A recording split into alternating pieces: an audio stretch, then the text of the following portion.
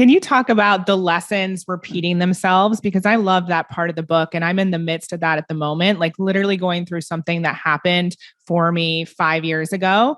And I've been in the question around like, why is this happening again? I thought I dealt with that. So I'm curious to know your perspective. Well, there's the obvious thing, which is we didn't get the lesson the first time. So like rewind, there's that. But also, and the thing with not getting the lesson the first time is there can be this punishment that we put ourselves through. It's like, oh, I'm getting this again. Why? I didn't evolve enough. It didn't stick, whatever. No. Then we're really missing the lesson, which is like, we just be super compassionate with ourselves, super open. It like goes back to like accepting, like, and if you can do that, you move through it more quickly. You can really transmute things. So there's that.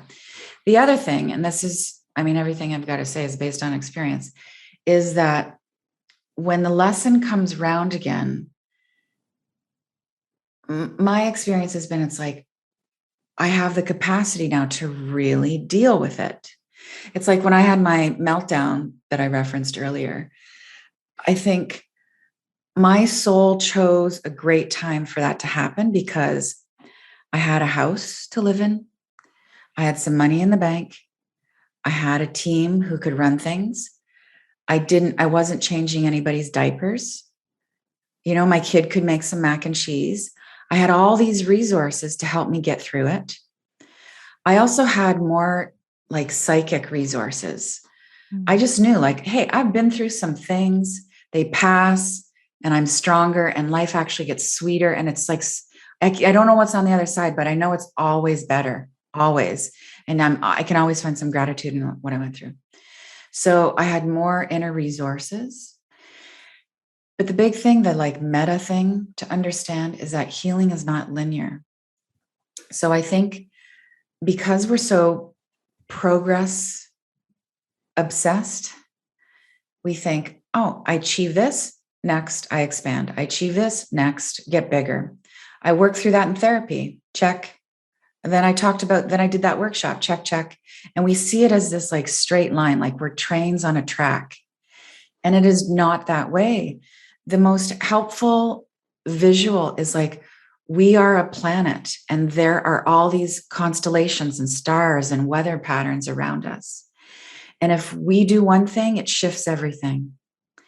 And if some event happens in our life with someone else, because we're all connected, it shifts us. So it's really the butterfly effect of like inner growth. We don't know what's going to happen tomorrow. We could be stronger. We could be weaker. We could be impacted by what our person is going through. And that is going to bring up different stuff at different times. And also, and this might be like a little bit Debbie Downer news on why lessons repeat. What I see is that most of us deal with the same issues our whole life. And now I have a paradigm, a belief that I am going to live multiple lifetimes, multiple dimensions. This one shot deal is just not fair. It just can't be so in the way I see things, you know. And I believe in, you know, multiple realities happening at once and timelines, and I get to choose my timeline and my reality. That's quantum physics, right? So given that, if you kind of want to consider that, or that's how you see life, then it's not so heavy to think, oh, I'm going to deal with this abandonment theme my whole life, or this betrayal theme is going to come up. There's that. And then the final thing about lessons repeating is I think we just get the opportunity to clean out the bucket. It's like, what's at the bottom of the barrel? Okay, let's have the lesson loop one more time. I feel like when my lessons come back, or it's the same theme, it's a little bit lighter every time. And I'm a little more equipped. And now I kind of celebrate it again. I'm just like, oh, I get to totally heal that theme around authority issues. I'm going to nail it this time. And maybe I'll come back again, but like, this is my work.